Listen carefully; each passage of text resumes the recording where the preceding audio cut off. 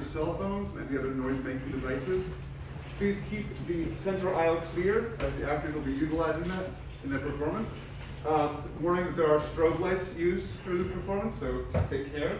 And after the show, there will be a talkback, so we invite you to stick around and explore the themes of the show even more. Beyond that, if you're interested in working with us in the future, please reach out. We're always looking for new artists. And most of all, we're looking for fantastic audiences. So thank you for being here. We hope to see you again soon.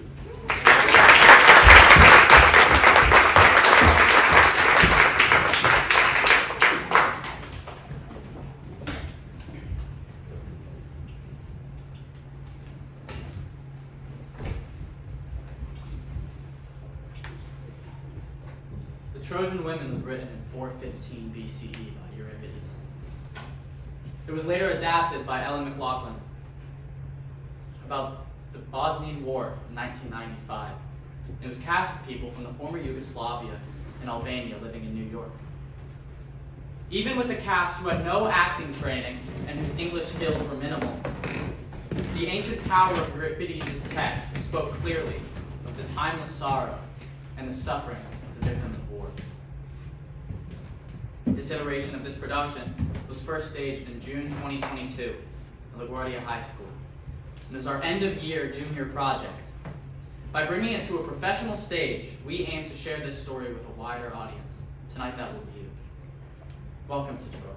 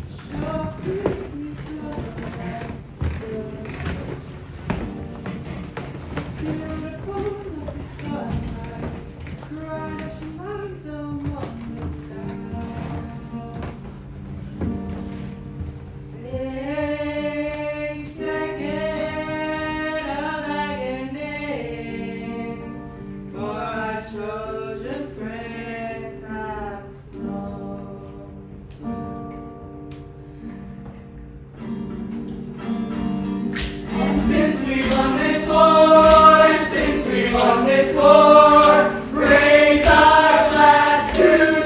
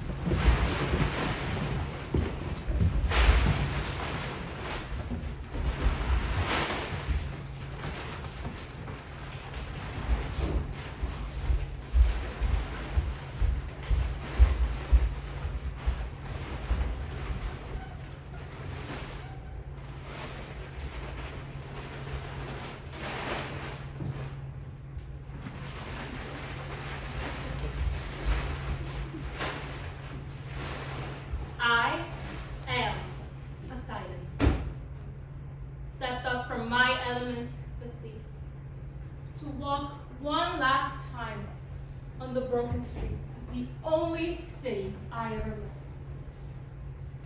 Troy! What have they done to you? Your gentle gates, your tall trees, your fine spires, all gone. A ruin, a memory of a great city. Another war has ended. When will the next begin? I dream of a city, my home. I am a mother here. I am a sister. I am a wife. I am a daughter. I am a fine craftswoman. I heal the sick. I carry milk from my goats on the hills. I know everyone. I sell herbs. I'm an artist. I paint fine drawings on slender vases. I am a great beauty. I am a gossip. So many stories to tell. And all these women, sleeping mothers, wives, and daughters, become trophies, spoils, baggage. The smoke curls from the morning fire. The song of the fishmongers in the early light. The scent of flowers on the ledge. The streets. Curving up the hills from the sea, echoing voices, laughter, talk. Children's games, tradesmen's yells, dogs barking, smoke circling from all the hearth fires, all of the families, all of the children fed. Such a city. Such a city. Such a city. My home. My home. My home.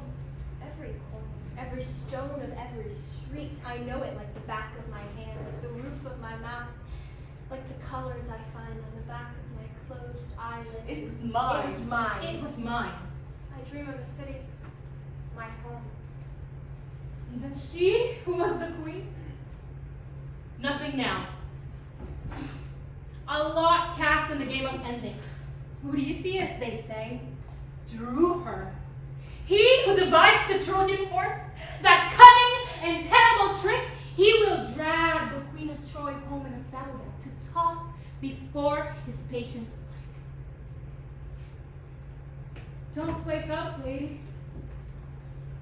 Whatever you dream, even the most horrifying dream, cannot be worse than what you will awake to. Here is the end of meaning. Here is loss beyond comprehension. In a moment, a stone will be thrown at the sleeping crows. They will flap upward, shocked from their home on the ground.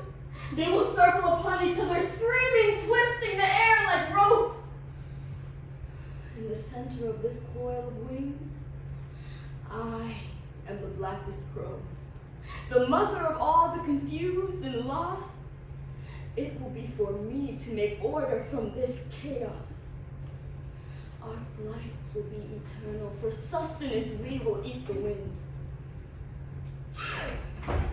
Stay the hand that throws the stone. One more moment. Just one more moment. Let us wade the soft, ordinary dirt with our accustomed bodies. Oh, sleep. Sleep a little longer. From the moment you wake until your death, you will be exiles.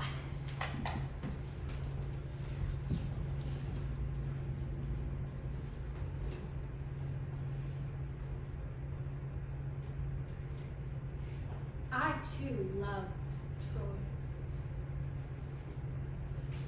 Like you, soon I will stand at the back of the ship and watch the smoking shores disappear from view, remembering the beauty of the city I brought to ruin. The sound of her fountains, the songbirds that graced her rustling, fragrant gardens, the fruits that bobbed in the gentle breeze of her orchards. All this I will think of as the sails belly us away and we drag a snake of foam behind our sharp prows. Soon what's left of her will be lost. To the gray waves, all that will remain is the memory. Such a city. The city I came to destroy.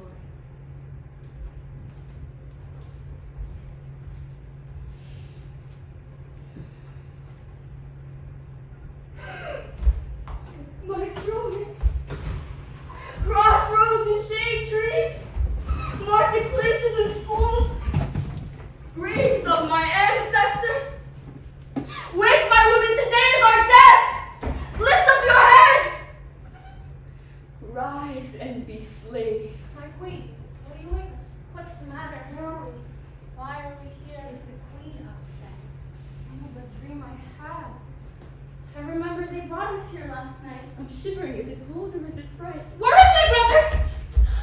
Oh! Of course! I remember now. I remember now. I remember now. The war. The war. Our ruined city. Our scattered families. All the wounded. All the maddened ones. All the dead. I thought I might have dreamed. The dream I I had. thought it might have been a dream. I keep thinking I'll wake from it. And then we wake to this. Day is breaking and with it our lives. Today the fleet will leave and we will go with it to Greece. Today we leave our home and each other we scatter, each alone to our fates. We will be strangers in a foreign land forever after. I can't even imagine it. Places I've only heard of. Argos, the islands, Sparta. I once went to Greece. It was a long time ago. A great house at the foot of Olympus. A holy mountain. It was really quite beautiful. Nobody was poor or hungry. It was warm and the ground smelled good like bread. It might not be so bad. What do you mean? We will be slaves! Prostitutes. Battle. I don't know the languages. They'll laugh at it and kick you first. No bruises. We are prizes. Beauties. Horse. I will be homesick for the rest of my I'm life. already homesick. My home doesn't exist anymore. Perhaps we should sail past Greece and west to Africa. I heard it never rains there and the earth has turned to sand. And I've heard of Sicily. The mountains are cool, it's covered with forests, and in the plains the grass goes up to your waist. I think they would welcome us in Sicily. They say that if you wash your hair in the rivers, it comes out gold. What's us talking about? Don't be a fool. Gold, they said! What is that fire? Look ablaze! What terrible brightness comes from Is the city on fire? No. It is just a girl. But her mind is aflame. Burn high, burn strong, burn bright, burn low. Look on her! And let her break your heart. It is my mad daughter, my beautiful Cassandra. Here comes the girl, all dressed in white. Happy day! Where are the dancers? Where are the singers? Where are my maiden friends to swell the procession?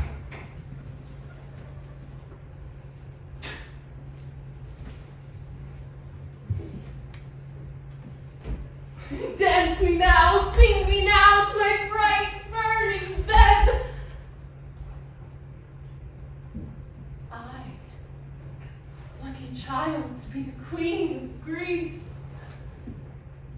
Lucky virgin to trade my priestess veil for the wedding garland.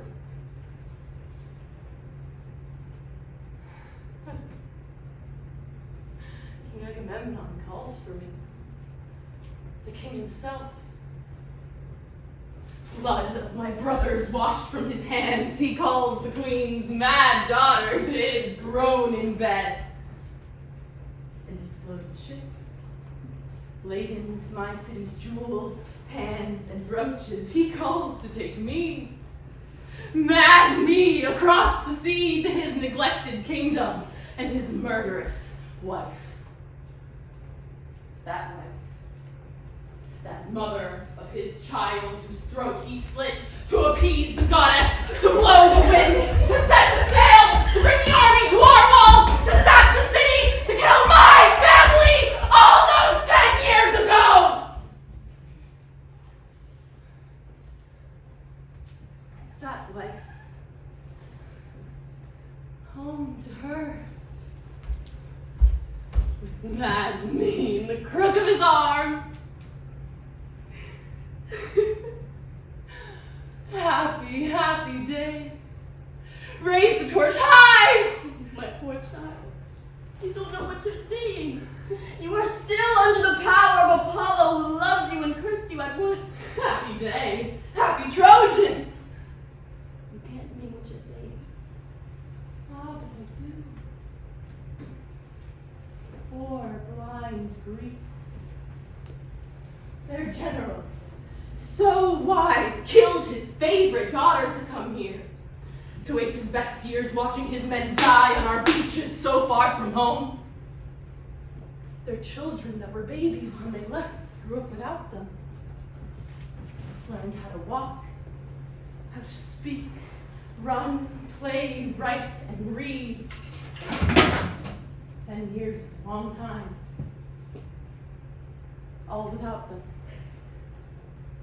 And while the fathers threw themselves against the walls of our city as though years passed, sons and daughters forgot their father's face, forgot their father's touch, his smell, the sound of his voice, until they found they seldom thought of him.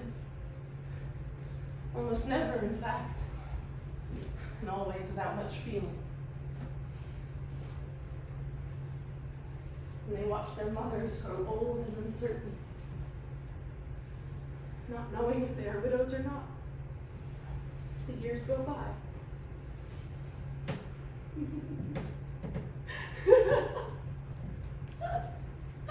The poor Greeks, our conquerors, homesick and tired, eternally squabbling, mending their armor, stealing from each other, squinting out from our beaches across the waters over which they came so long ago, and for what?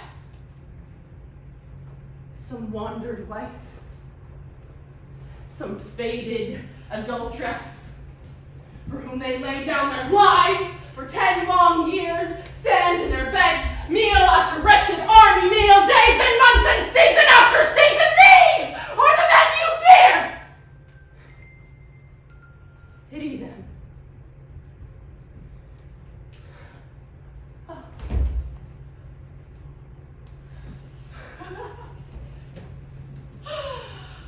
And pity most of all the bridegroom general, Agamemnon.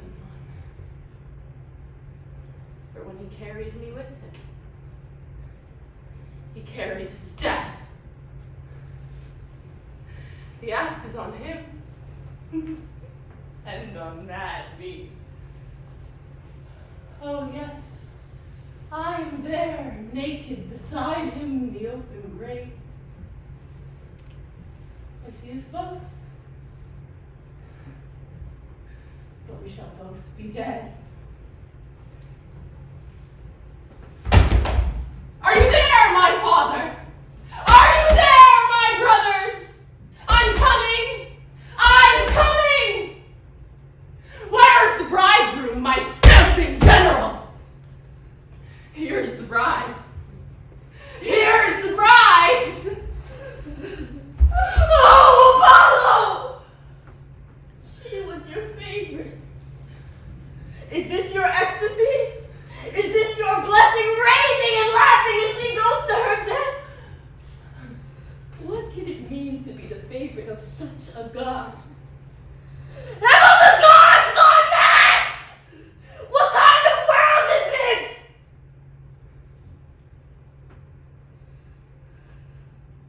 Women, help me. Sing. What shall we sing about? Sing of the horse. Yes, sing of the horse. And the way we saw it, so high and silent out on the beach in the early morning. Dawn streaking its mighty flanks pink. How tall it was. Higher than the walls of the city. And its enormous, glittering A eyes. smile carved on its lips, its long black legs. Its ribs hooped like the hull of a ship. Its curving neck. Its massive Oh, head. we wanted it inside with us as they dragged it in. We sang All the songs we haven't sung since before the war. We danced around in the square. Peace we thought! This beautiful flame given at the center. Bonfires burning All night long, all over the city, instruments playing. We'd almost forgotten how to play. It had been so long. Shirts were up so late, but how did you keep them in bed? Everyone was so happy. At last. When sleep came, we finally slept with the fading sound of a rejoicing city. Tonight was the first night we all sit together again. In peacetime. My husband beside me, I thought, praise God, he is still alive.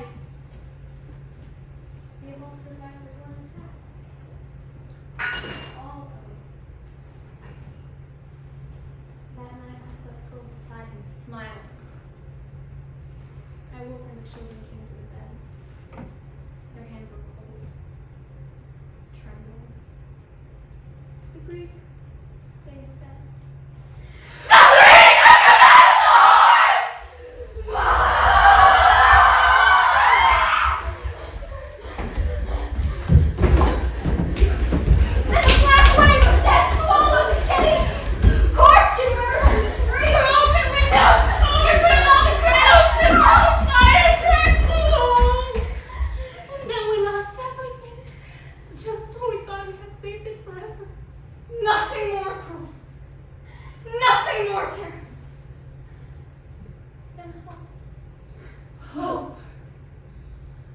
followed by such darkness. A night we still wander in. Calling the names of our husbands, Our lovers. our friends. Our children.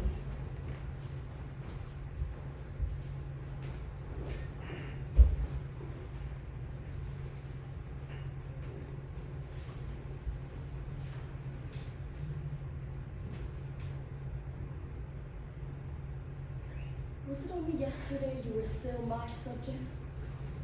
Only yesterday when you still had to watch me from your place at the long table and wait until I raised my glass before you could begin to drink? How long ago it seems. And how like you, coward that you are, to wait until we are reduced to chattel, slaves at auction before you dare to walk among us. Slavery is new to you.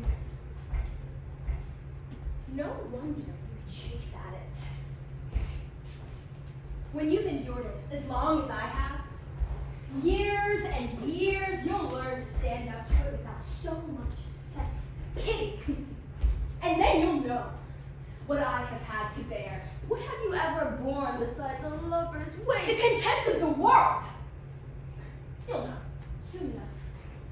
When you rise from your raping beds, wiping your eyes and smoothing your skirts down over your thighs, now purple with your new master's handprints, perhaps you'll think of me. When you run from your conquerors and find no mercy anywhere, only veiled eyes, turned heads, and sniggering, when servants, children, and strangers on the street spit at you and call you a whore, then, oh, I hope you think of me. You actually expect sympathy from us? You, who never drew a breath that didn't cause an innocent person. I gave up on sympathy long ago. How can anyone understand what it is to live in the remorseless new light of this endless visibility? Always I've been watched and judged, run through by the gazes of gods and men. I've never known the cool shadow of privacy, never known anything like ordinary And you kindness. accuse me of self-pity. What can your petty vanities mean here? Look at the cost of your little drama and weigh your words. We may be slaves, but we still have the freedom to take our justice as we find it. What can keep us from having our revenge now that you are finally helpless against our hatred and without protection? When have I ever had protection? This is so familiar. And hatred? It's all I've ever known. Bought and bundled, one bedroom to the next, to ride beneath my many You conquerors. have your choices. And you think I would choose this? To be loathed by the entire world? To be the source of so much misery? I never had a choice. I was the bride of force. Behind every man who took me stood a goddess who steadied his hips and whispered in his The ear. shame of your actions can be blamed on a god. You saw your chances. You sniffed the air and you went where the pillows were softest, where the wine was sweetest. What has it cost you? Nothing. I've lost What have you lost? What have you ever valued beyond your own comfort? Your country? You abandoned them to wretched turmoil only to drag them behind you in your wake to us. Troy?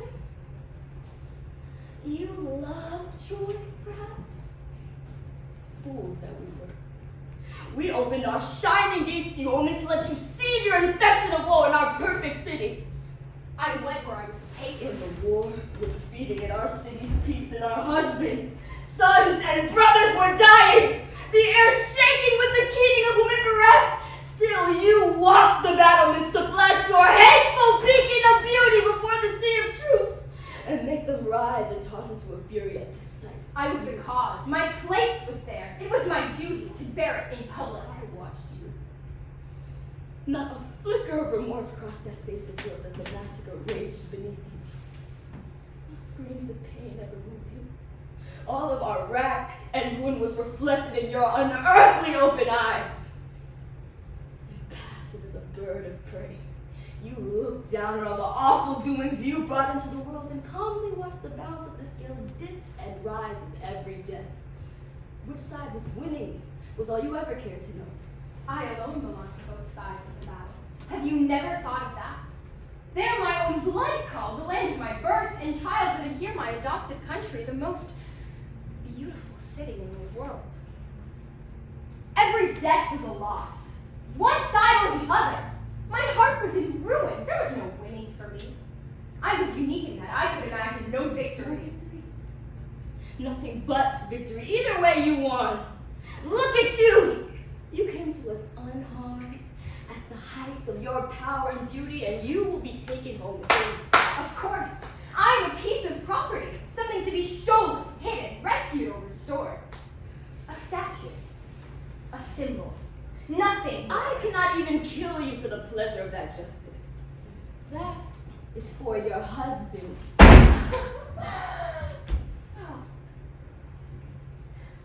You think he'll kill me? After 10 years of fighting for me? For all your wisdom, you know nothing of the truth of men. He will take me back. It is what legend demands, what it has always demanded. You know I have wasted all my years. it would seem I have done nothing to you.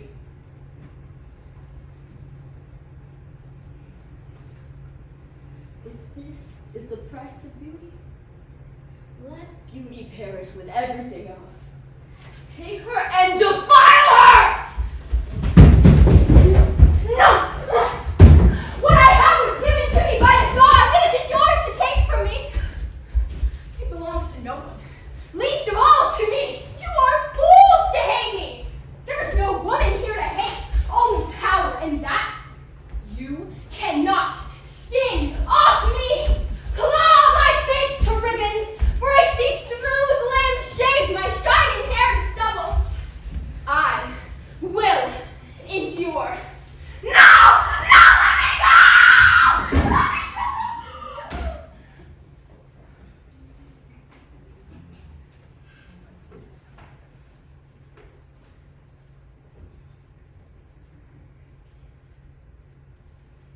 What shall become of me?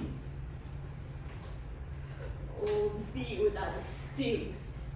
I, who was the mother to a pride of warriors, who walked my palace floors on golden sandals amidst the bobbing of plumed bears. Shall I watch at a master's door, or sit the night watch for his coughing child? Might I hold the plate of figs for an idle Greek, standing like a statue as the night wears on, listening to the drunken talk spiral into a babble as the wine takes hold? Wind a braiding girl's ringlet around my bony finger to curl her hair? Crawl at my mistress's feet to hem her gown? Shall I turn a spinning wheel or scatter down the dark slope before dawn to carry water from the well?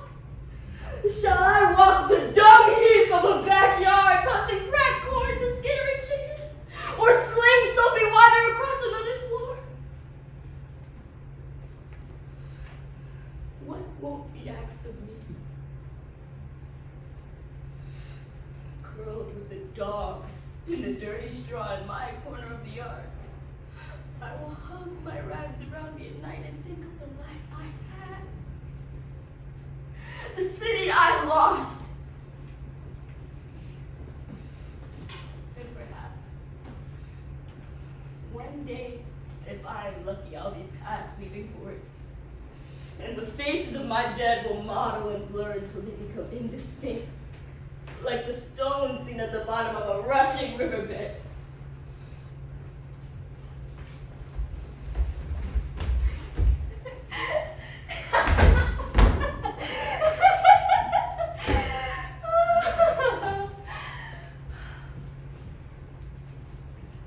So you think you're free of me now? As if what I am was ever just some body you could shame. You still think I am just some woman of flesh and bone with a single sword? Whoever I might have been was blasted to nothing. Long ago, by the transforming furnace of the gods' gaze, that girl was just sick and dumb. Fuel to the consuming fire of my fate, that girl you could have punished died long ago. I became the hell, the eating flame of beauty. She happened to the world do with me. Take her to her husband. Let him see her for what she is. We are done with her. Let him take her and kill her. We shall not taint our sacred soil with her blood. Whatever you dream, you will always be dreaming of her. Night after night, your city will fall for her. She's the fire that hollowed you out. She leaves ash and silence and moves on, having blinded. In your sightless eyes, she lingers. Even as you breathe your last breath, the scent of her will fill your senses. The shining beauty of her will flood you again. Try to forget it. You will fail. You will fail. Take her to her husband, his pluck chicken, his stranger. Let him take his leave. You will fail. You will fail.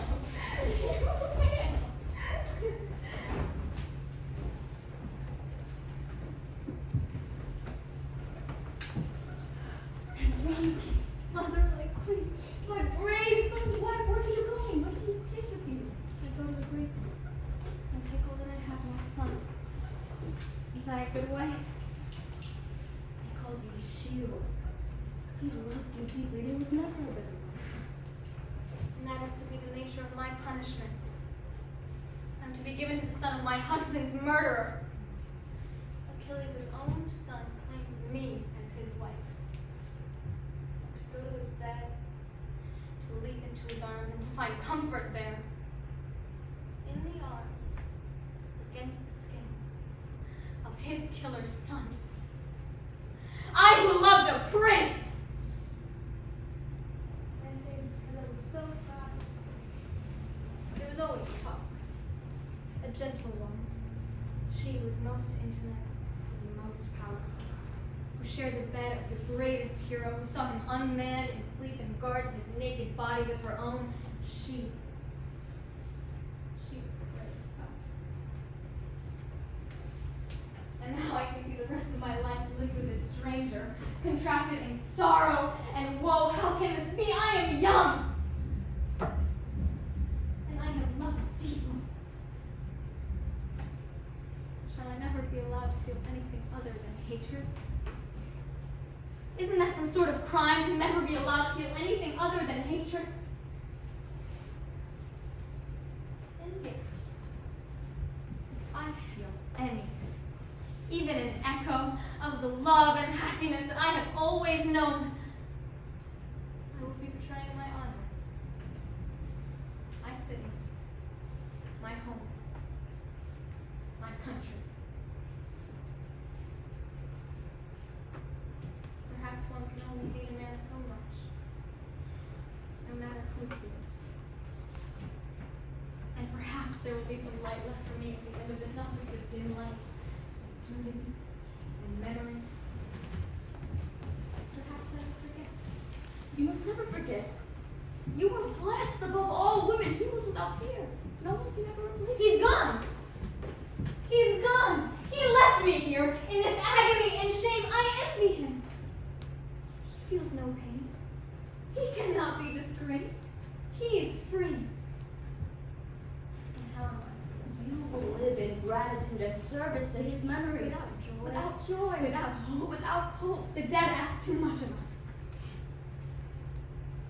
I cannot do it. I will find a way to love life. Even in slavery, even in bondage and degradation, it is only my body which can be owned. My mind, my spirit, that belongs to me. You were so blessed in that I was marriage. blessed before I ever saw him.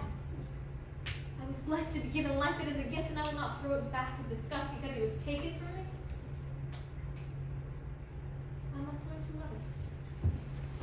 Even in this world. Even in this nightmare.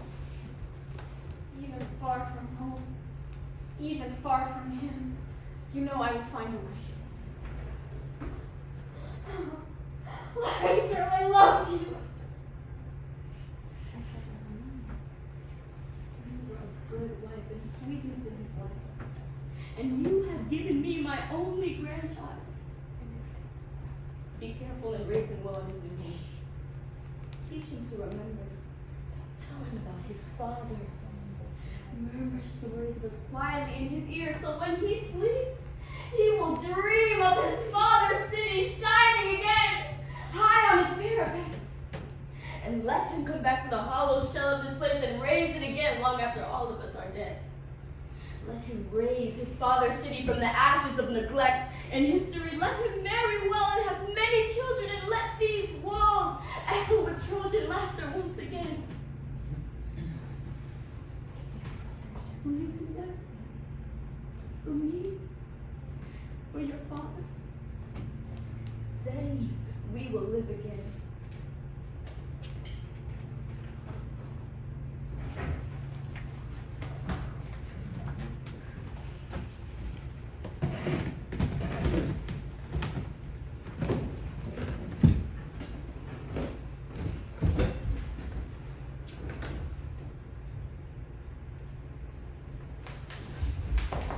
No, do not hate me. You are only a Greek. Give me more reason. No, I speak for others. They sent me here to... not say. What could you do to us that is worse than what has already been done? Kill us? We would sleep in surrender of our own misery. Rape us? We're already tagged and parceled to our different rapes. We have nothing left. I've come for the child. Which child? Dead Hector's child. Why must he go to a different master than the one that I serve? There's no way to say this. The council decree. Why must he be left in the ruined city all alone? Worse. The terrible, I cannot say. What did the council decree? That he must die!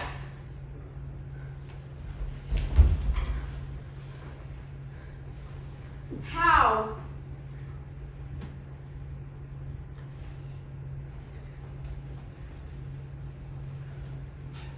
You must be hurled from the battlements of Troy to the top of the city walls. Lady, please reason with her. It will only be worse if she resists. You reason with her. Lady, please let it happen. No one can help you. No one can save him now. You've lost. There is no shame in submission at this time. You've lost. Your city, your army, your defenders gone. It will be better for you. It will be better for him to just give over. Do not let him hear his mother's cry. You will not understand. And it will be quick. A moment in the blinding air, then it's over. Lady, please give over. Let her speak to him. Let her have him alone for the last time. She has that right.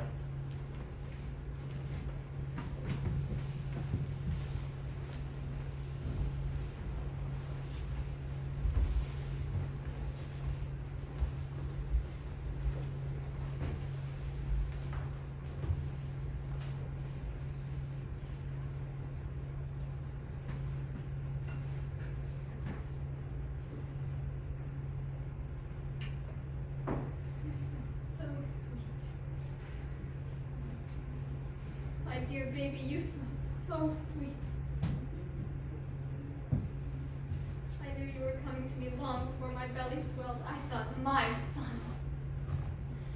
son, he will rule the world.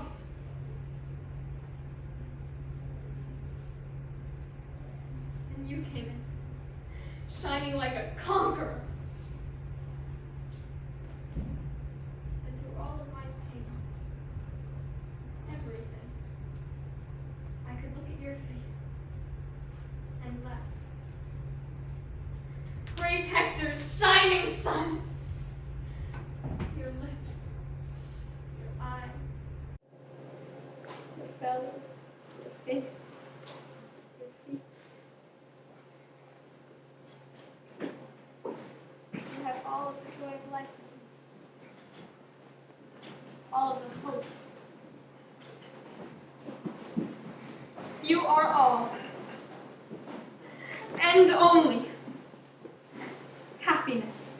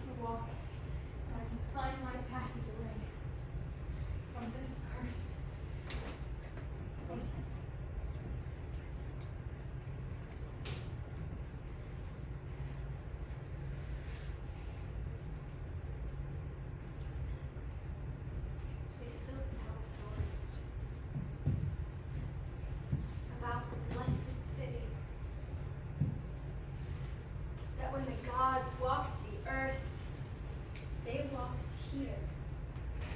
In Troy. I told you that story. I was raised on that story.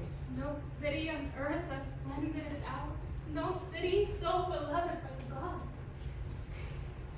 The palaces were built of gold. The streets were wide and When lovely. the harvest was good, they said some god has breathed on our field. I was told one of my ancestors was a god. And And I, I.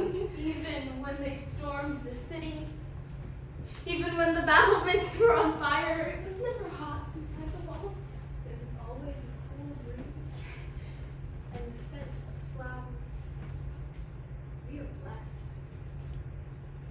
Troy is blessed. That's what I always thought. That's what I was told. that's what I was told. Oh God! I don't want to live through the moments that are coming. I don't want to feel the suffering that it's on its way. Why do I still call on you? I say your names and feel protected, just a childish habit. But still, I call for you! We have lost the way of pleasing God. You cannot care for us anymore. You watch us and do We nothing. built you temples. We burnt incense at your altar. Sacrifice every day. All the flowers I grew and offered up to you, the tree I planted, I give apples every year! All of what I do is sacred. You have betrayed!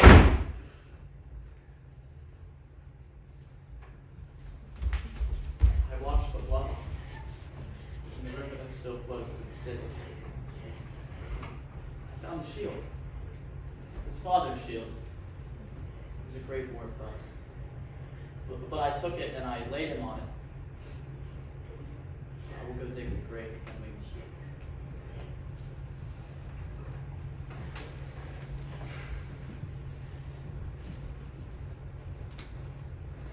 Such a little child still, so small. To think that I had planned your wedding already. Saw it all so clearly, the flowers and the shouts, because you would have been a king. And when you died late in life, your family and people around you, you would lie in state, mourned by half the world. Find something to cover him. Here. I found something. It's enough to wrap him in.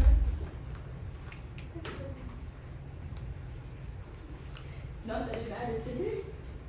His head is as broken as an egg. Oh, dark butcher death!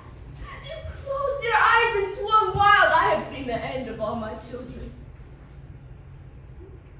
My dear woman, Troy was not meant to last. All that we have ever loved has vanished from the quickening air. The dead are safe in their nothingness. It is we, captain in our broken hearts, who must breathe and run, breathe and run. Troy! We will track your ashes throughout the world and ask us where we came from. We will say, nowhere. Nowhere! Children of the city, now we are motherless. What's that? What are they doing? Up there up on the highest towers there are men with torches. See the flame dance along the columns and arches. The houses are falling. Wall after wall flashes on and crumbles. There is a city breathing her last. Screaming her death cry. Sighing as she falls. She is falling. She is falling. She is falling. Troy is falling! For the ships. It's over.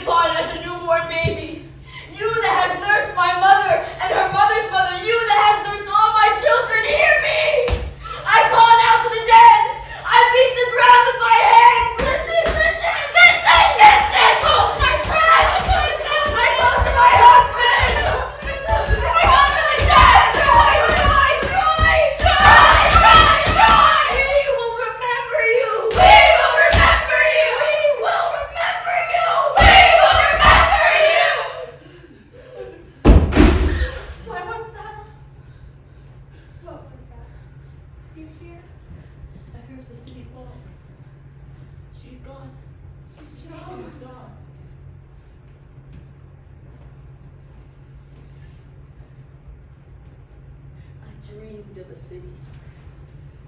Spires glinting in the sun, stones cool to the touch even on the hottest day. A city of such people, such faces, such hands, vivid with language, with stories, with plans. I dreamed of a city, my home, and the sky arched blue above it as if to hold it in its gaze, as if it would last forever. Great in its history, famous in its exploits, known throughout the world for its fine waters, high beasts, and the smell of the sea. It is over. We must go.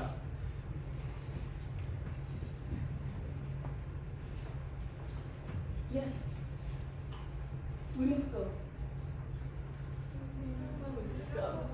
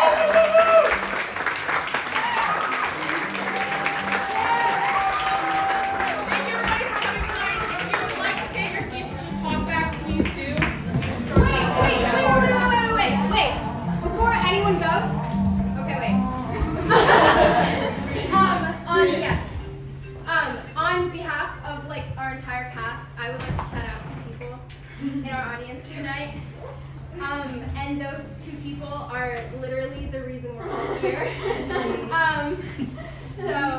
They are Sarah Bufamonti and Naya Gordon.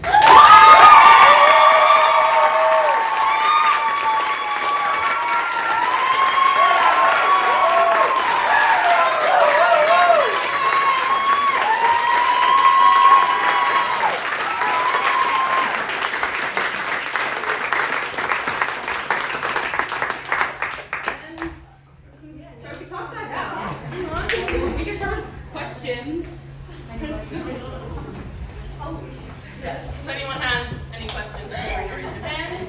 Don't be shy. Yes. So I know you. Hello. Hi. Cosmo. Nice to meet you. Yeah. So I know that you guys did this before, right? How long have you been in production for? How long have you been in rehearsal for this rendition specifically? 2 weeks. 2 weeks. Wow. On and off. Yeah, we had four, actually no, five, at this point 5 in-person rehearsals. We had 4 in-person rehearsals before our first show. Wow. It's a little bit. Yes.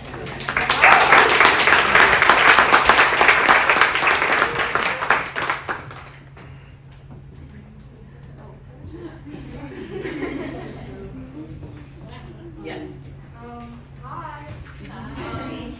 I was gonna ask, since it's such an emotional show, where do you put the adrenaline?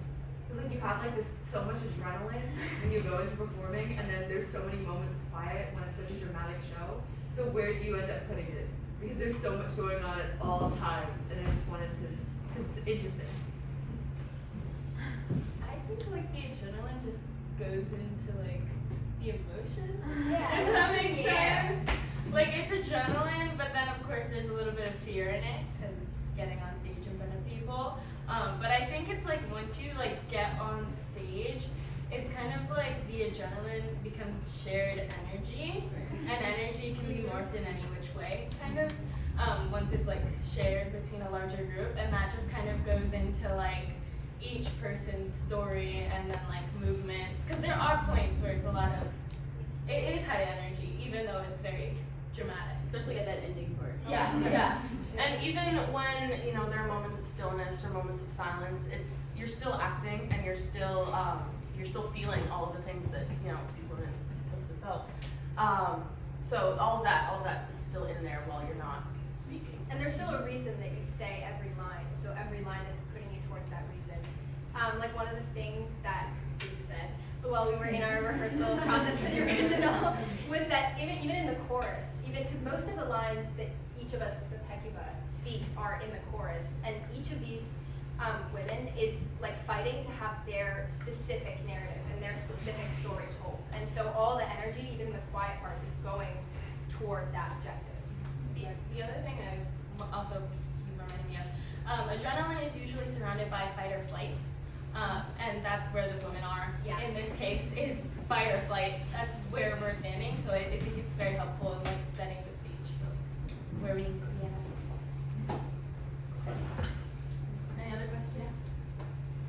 Speaking of fight or flight, one thing I'm really curious about is a lot of the characters in this play are suffering. Like it's a lot of despair and a lot of really deep emotions. And I'm curious what you use to bring yourselves to that place every night for 3 days.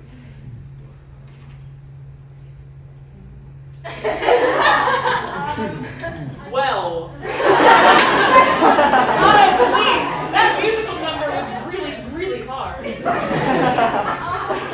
I would say that knowing the history and the background of this play helps a lot with that for me personally, and I think for everyone. Because this is rooted in not one but 2 wars. You know, the Greek and Trojan War, and then the War. Yeah. Exactly. So when you learn the history of those wars and all of the suffering that people went through, and then the history of the Greek characters that we're playing, for example, for me, Cassandra, her backstory is she was a priestess at Apollo's temple, and he wanted to have sex with her, essentially, and she would not let him rape her. And as a consequence, he cursed her with the gift of being a prophetess, but the issue was she would never be believed. So she had all of these visions of everything that would happen, all of the terror that would come with the war, and she tried to speak out about it, and nobody would believe her. So she has all this bitterness, and you know, I think everyone in this room, everyone in the world has had moments where they feel like they're not being heard, where they feel like they're trying to say something and it's like hitting a brick wall, you know, nobody's answering. And so connecting to those kind of base emotions, especially in a show that is this intense, and also, you know, set in a time that we're not familiar in, that's what really helped us, I think, get into character. And I think that a lot of our character work, like how Bertrand said in the beginning, that when Ellen McLaughlin, when she adapted this play, she was adapting it in response to the Bosnian War, which happened in like the 1990s. And I found a lot of me being able to connect with Queen Hecuba and just as a woman in general in this time was from that. And from that war that really happened so recently. Because I kind of had trouble connecting at first with Greek gods and just and being a grandmother. Obviously, I'm not a grandmother. But you think about during that time where literally your neighbor could be your enemy, and where women and children were taken, and they were forced to give up something as sacred as their body to people that they didn't even know. And that's just knowing that, and because there are so many sources online where people are still telling their stories to this day, it really helped me connect to that character and just the fear of the person so close to you in your neighborhood could be killing your grandson. And also, I think for me, the language itself kind of does it. Like, even if you just like really think about all the words you're saying. Like for me, that already is just bringing up everything that needs to be brought up and felt, because it's like the play is just so beautifully written and so like evocative that all I have to do is just kind of say the words.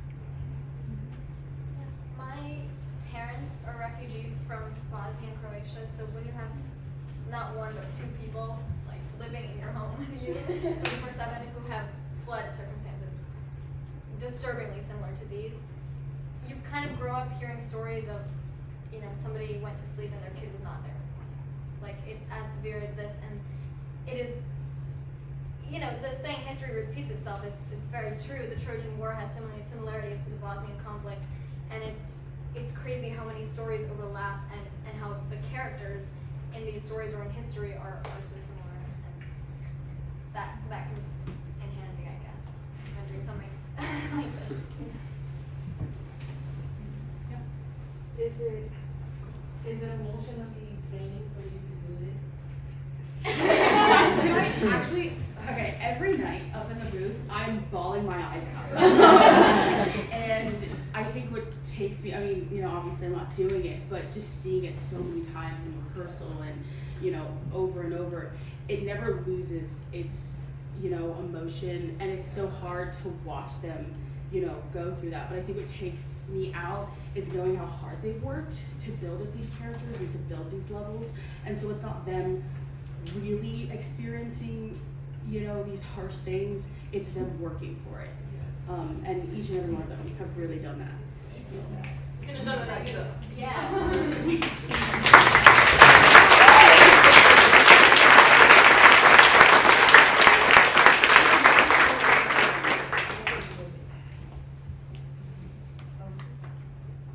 Please, yeah. Were there any, so you did this and maybe you weren't sure if you were going to do it again, and then now you're doing it again after a pause, hopefully an enjoyable summer. What were the surprises? What was different in coming back to it the second time? Well, there's some different cast members. Most of them were in the original production. Some, you know, Caitlin, me, Emily, all of our husbands, and Ruby. Oh, sorry. Stephen Waterman was there in the beginning, but yeah. So a couple of us came on later in the process, so it was completely new for us. But you know, having seen them, we were so excited to come be a part of this project. And it was, you know, it was an amazing experience. Maybe you want to speak on what it was like to, you know, contrast. I mean, I feel like I never really put it down. Like, I was like, when we finished, I was like, normally I'm like completely distraught after I like end a performance, but I really wasn't, because I was like, I'm gonna do it again. I'm gonna do it again. And I like told myself that, and I kept telling myself that, and so for me, it never really ended, I guess. And just like kind of adding on another thing, there has been a lot that has changed, even in like little ways. So I think it kind of has evolved in its own way, and kind of like seeing it evolve and seeing it outside of this space where it was like first kind of built up, and just kind of having like a little bit of a playground was really interesting. And also because it's in a proscenium now, because it was originally around, Yeah, so we had to make a lot of changing changes. it, yeah, really adjusting. Also because we have Robinson now, who made it excellent.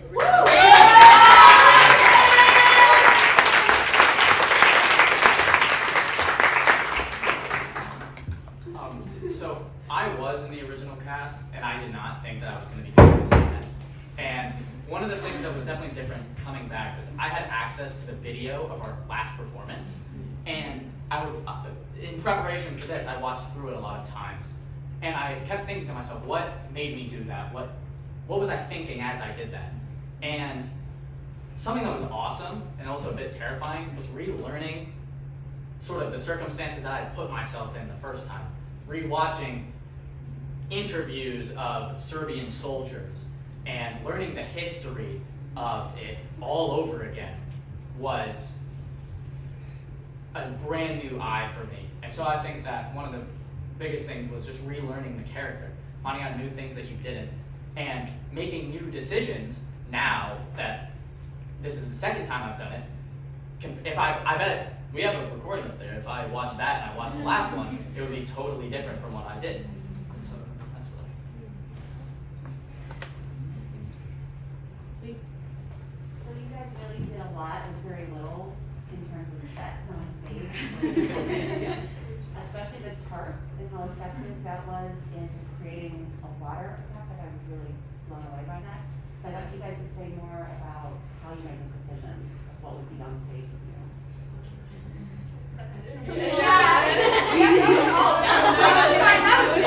That was like the first thing that was pitched when this like play was done. Like Mufa came into me and was like, guys, I have the idea. I have a tarp. I got a tarp at home, and I love making that shit. And so we're gonna get Trojan. Yes, done. Like that's kind of like what happened. So a lot of it I think carried over into like reasoning why we had. Also just limitations in terms of this was all we took it. We had like a little field trip to LaGuardia on Monday, and we took like an extra large Uber and like stuffed everything that we could fit in the trunk. So we were like incredibly limited in terms of like what we could afford, what we could get. Like so we just like did the bare absolute minimum.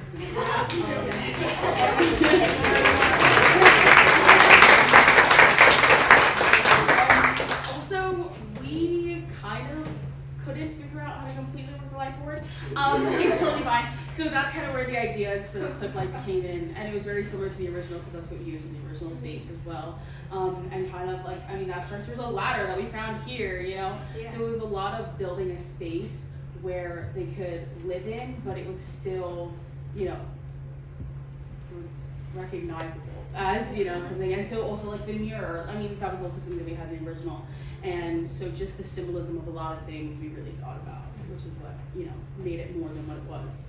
I also think that for this play especially, the content and the focus on these women is so striking and impactful, and I feel like for something like this you don't want a super elaborate set because the focus should be on the pain of these women and the emotion. And the language kind of paints a picture too. It's so vivid and so like rich with imagery that you can kind of imagine it. We'll take like one or two more if there's any. Going once. Thank you so much, everyone.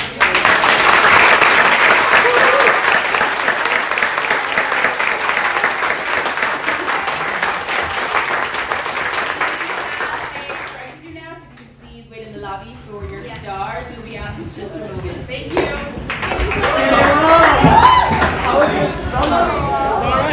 It was all right. What'd you do? Where'd you go?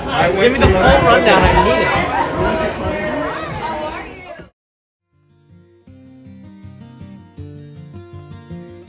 I took my love, took it down. I climbed a mountain and I turned around. And I saw my reflection in snow-covered hills till the landslide brought me down. Oh, mirror in the sky, what is love? Can the child within my heart rise above? Can I sail through the changing ocean tides? Can I handle the seasons of